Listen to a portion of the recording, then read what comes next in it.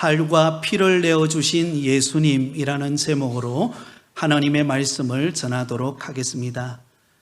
오늘 전해질 말씀이 속해 있는 마태복음 26장에는 유대인들이 대명절인 유월절을 앞두고 일어난 사건들을 기록하고 있습니다. 유월절을 앞둔 시점에서 이루어지는 여러 가지 사건들이 기록되어 있는데요, 크게 네 부류의 사람들이 등장하는 것을 알 수 있습니다. 1절에서 5절까지는 대제사장들과 장로들이 나옵니다. 6절에서 13절까지는 향유를 부어드린 여인이 나옵니다.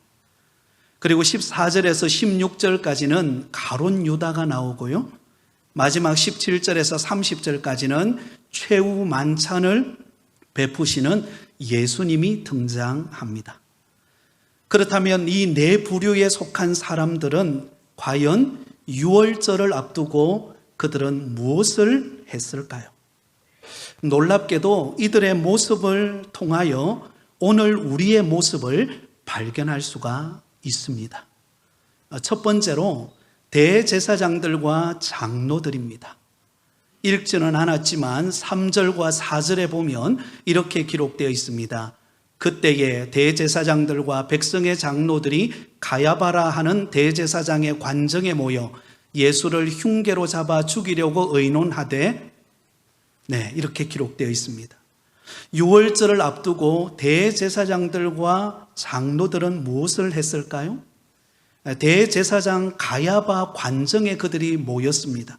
그리고는 그들이 모인 이유는 어떻게 하면 예수님을 흉계로 잡아 죽일 것인가 의논하기 위하여 그들이 모였습니다. 여러분, 당시 대제사장들과 장로들은 누구입니까? 바로 유월절에 성전에서 하나님 앞에 제물을 드리고 또 예배를 주관하는 구별된 하나님의 종들이었습니다. 여러분, 그들은 누구보다도 하나님을 사랑하고 하나님의 말씀을 깊이 있게 연구하고 하나님의 뜻을 분별하여 섬긴다고 자부하는 사람들이었습니다. 그런데 안타깝게도 그들은 가야바 대제사장 집에 모여서 어떻게 하면 예수님을 잡아 죽일 것인가 흉계를 꾸미고 있었다라는 것입니다. 그렇다면 여러분, 왜 대제사장들과 장로들은 이처럼 참된 빛이 되신 예수님이 이 땅에 오셨음에도 불구하고 그들은 예수님을 잡아 죽이기 위하여 업무를 꾸미게 되었을까요? 그 이유가 무엇일까요? 바로 그 이유는 자신들의 정치적, 종교적 명예와 권력과 기득권을 유지하기 위함이었습니다.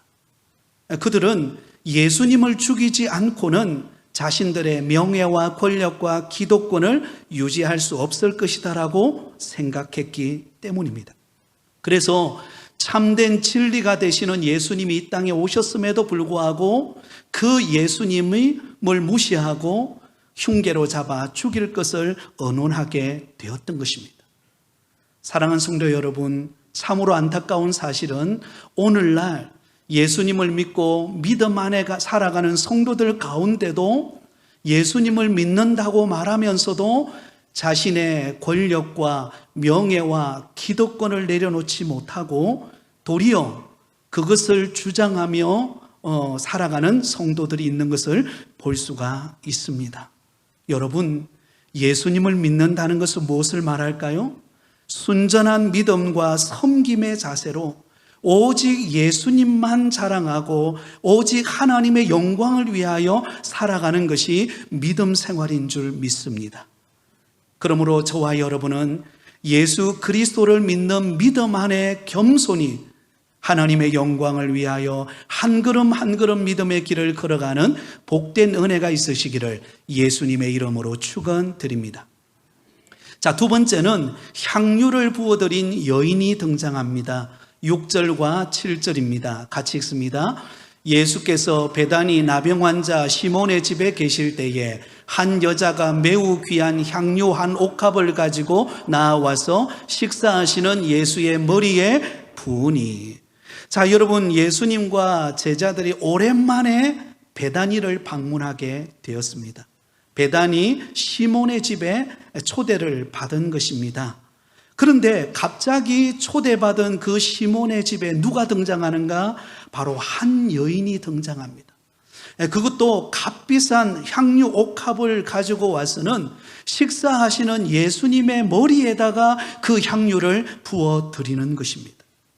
여러분, 대개 이 당시 중동 지역에서는 식사에 초대한 손님들을 위하여서 손이나 머리 위에 향유를 한두 방울 정도 떨어뜨렸다고 합니다. 왜냐하면 음식 냄새를 제거하기도 하고 또한 손님에게 기분을 좋게 하기 위한 목적이었습니다.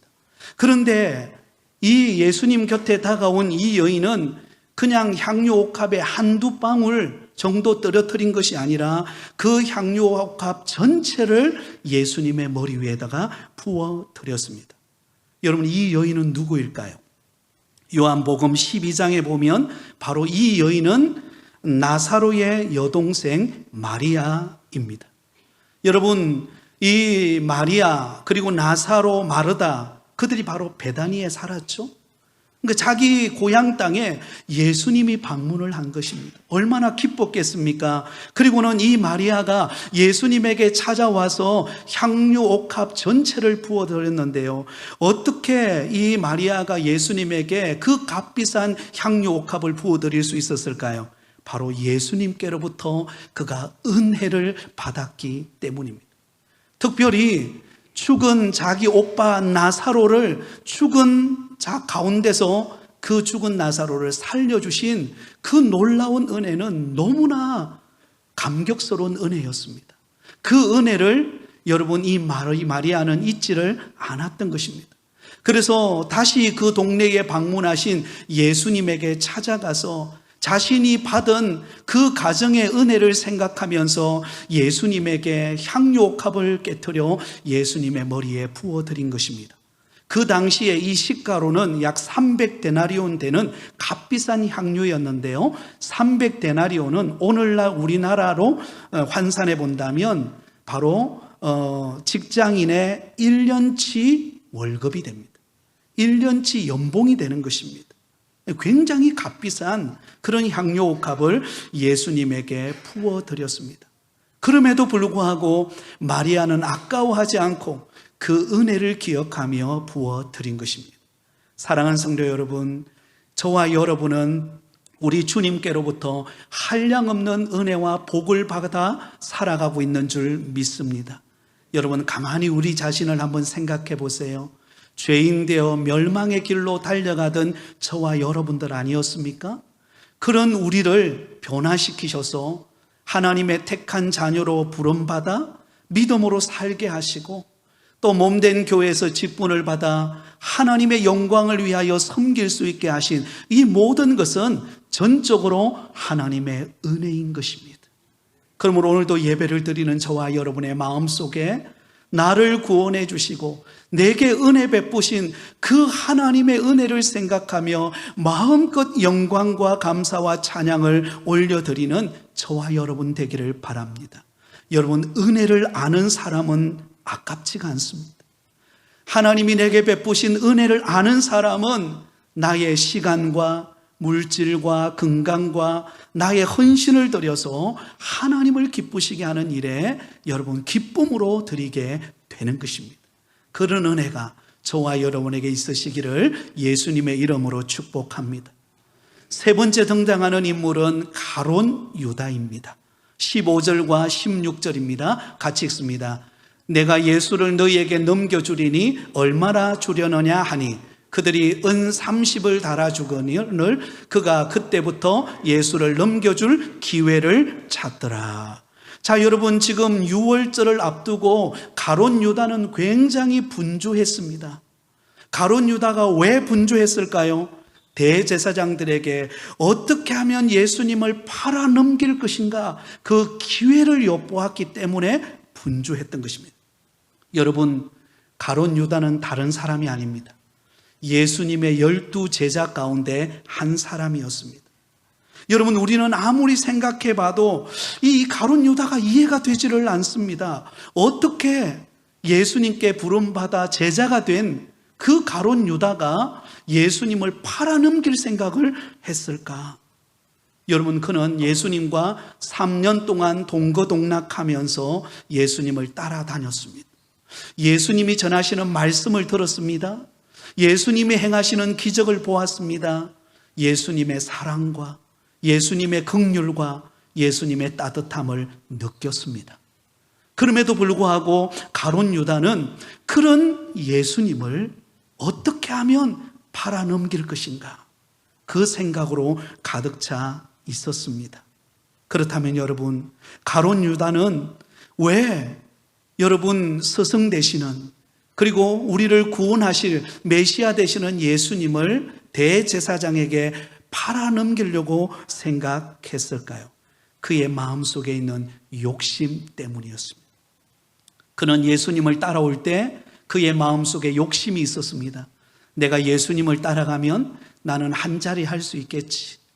내가 뒤로 가로챌 수 있는 게 많이 있겠지. 그런 생각을 했습니다. 근데 막상 예수님을 따라와 보니까 이게 아닌 거예요.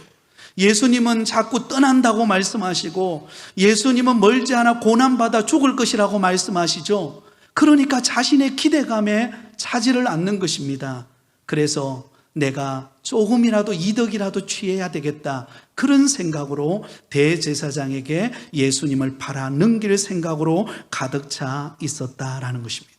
너무나 안타까운 사실은 결국 가룟 유다의 종말은 어떻게 끝납니까? 스스로 목숨을 끊어 창자가 터져 나오는 안타까운 모습으로 그의 인생은 마감됩니다. 사랑하는 성도 여러분, 가룟 유다의 마음속에 있는 그 욕심이 그의 인생을 망친 것입니다. 예수님을 믿고 믿음으로 살아가는 저와 여러분의 마음속에 오직 예수님으로 만족할 수 있는 은혜가 있기를 바랍니다. 오직 예수님이 나와 함께 하시고 그 예수님 때문에 살맛이 나고 그 예수님을 자랑하는 것이 행복하고, 그 예수님만 있다면 내가 어떤 상황 가운데서도 주님 안에서 기쁨을 누릴 수 있다, 이 마음 가지고 주님의 영광을 위하여 살아가는 은혜가 있으시기를 예수님의 이름으로 축원드립니다. 자, 마지막 네 번째로 등장하는 인물이 바로 우리를 구원하시기 위하여 친히 십자가에 못 박히신 예수 그리스도이십니다.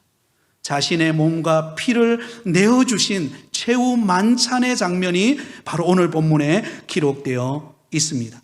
예수님께서 제자들과 함께 최후 만찬을 베푸시면서 어떻게 말씀합니까? 26절은 이렇게 기록되어 있습니다.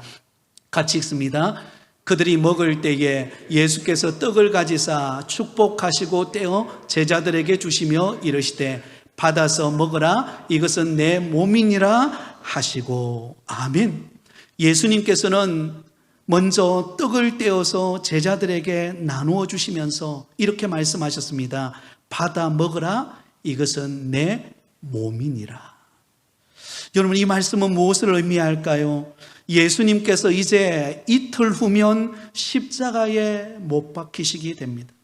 십자가에 못 박히셔서 자신의 몸이 깨어지고 부서지는 아픔을 당하게 됩니다. 그것이 바로 제자들과 우리에게 주시는 생명의 양식임을 보여주시는 증거입니다. 여러분, 우리는 누군가를 사랑하는 사람을 위해서 자신의 소중한 재산 일부를 내어줄 때가 있습니다. 또 어떤 분 같은 경우에는 가족 중에서 몸이 좋지 않아서 심장의 일부를 떼어서, 간 일부를 떼어서, 혹은 혈액을 또 이렇게 나누어 주기도 합니다. 그런데 여러분, 우리 몸에서 어떤 지체의 일부를 나눠줄 수는 있지만 자신의 몸 전부를 주는 사람은 없습니다. 그런데 예수님께서 죄로 말미암아 영원한 형벌을 받는 지옥으로 가는 저와 여러분을 구원하시기 위하여 예수님은 자신의 몸 전부를 내어놓으셨습니다. 하나도 남기지 않고 다 내어놓으셨습니다. 왜냐하면 생명의 양식 되시는 예수님이 자신의 몸을 직접 내어주지 않고는 우리를 구원할 다른 길이 없기 때문에 그렇습니다. 그래서 예수님께서는 요한복음 6장 51절에 이렇게 말씀하고 있습니다. 같이 읽습니다. 나는 하늘에서 내려온 살아있는 떡이니 사람이 이 떡을 먹으면 영생하리라. 내가 줄 떡은 곧 세상의 생명을 위한 내 살이니라 하시니라. 아멘. 여러분, 예수님의 몸은 우리를 영생하도록 살리는 몸이에요. 예수님이 자신의 몸을 내어주심으로 인하여 저와 여러분이 살게 되었다라는 것입니다. 할렐루야. 예수님이 자신의 몸을 내어놓지 않으셨다면, 죄 없으신 예수님의 몸을 기꺼이 십자가에 던지지 않으셨다면 저와 여러분은 살 길이 없습니다. 아무리 인간의 공덕을 쌓고 노력을 기울이고 신앙적인 열심을 낸다 할지라도 우리 인간 스스로는 구원할 길이 없습니다. 그런데 예수님께서 자신의 몸을 친히 내어주심으로 생명의 양식이 되시고 떡이 되신 예수님의 그 몸을 내어주심으로 우리가 살아있는 몸으로 변화되어 은혜 안에 살아가게 되어준 줄 믿습니다. 또한 예수님은 떡을 나누신 다음에 잔을 가지고 하나님 앞에 감사 기도를 하시면서 이렇게 말씀하셨습니다. 27절 하반절에 이렇게 말씀합니다. 너희가 다 이것을 마시라. 이것은 죄 사함을 얻게 하려고 많은 사람을 위하여 흘리는 바 나의 피, 곧 언약의 피니라. 예수님은 자기의 몸을 내어놓았을 뿐만 아니라 예수님의 온몸에 있는 피를 다 쏟아 주셨습니다. 여러분, 예수님의 피는 바로 우리가 죄 사함을 얻게 하도록 하기 위하여 흘리시는 고결한 언약의 피입니다. 여러분, 사람에게 있어서 가장 중요한 것이 피죠. 피는 그의 삶을 움직이는 원동력입니다. 그래서 우리가 병원에 가거나 아니면 건강검진을 받을 때 가장 먼저 체크하는 게 여러분, 피를 통하여서 우리 몸 상태를 점검하게 됩니다. 그만큼 우리 몸에 있어서 피가 중요하다라는 것입니다. 그런데 여러분, 저와 여러분의 영적으로 볼 때 우리의 피는 어떤 피였습니까? 바로 아담의 후손으로 아담이 지은 그 범죄한 죄로 인하여 타락한 죄악된 피였습니다. 그러므로 여러분, 죄인된 우리가 스스로 아담 이후에 태어나는 모든 인간은 스스로 그 죄로부터 정결케 될 수가 없었습니다.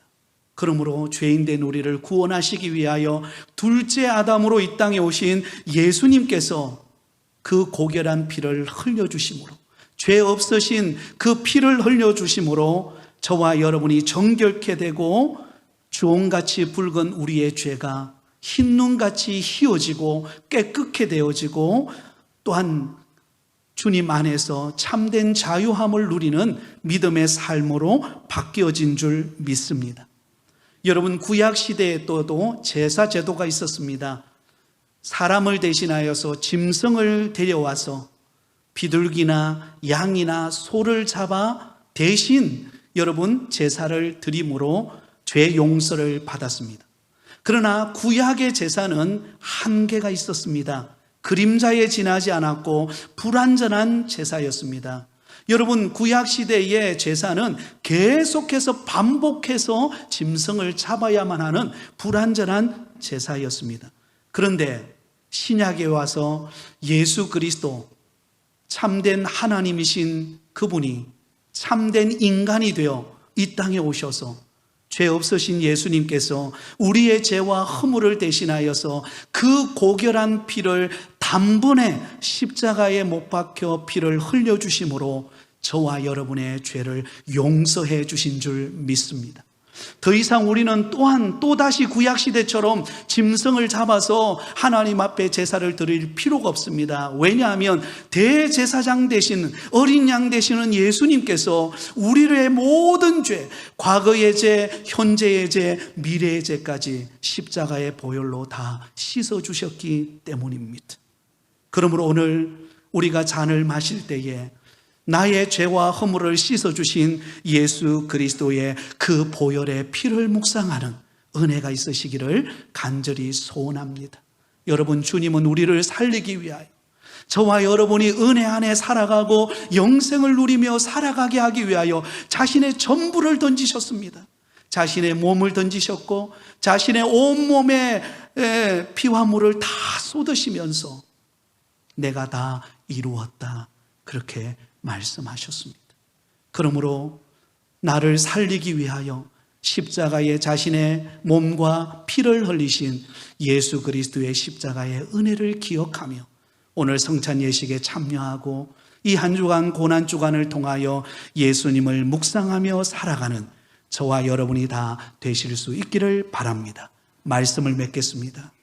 오늘 본문에는 네 부류의 사람이 등장했습니다.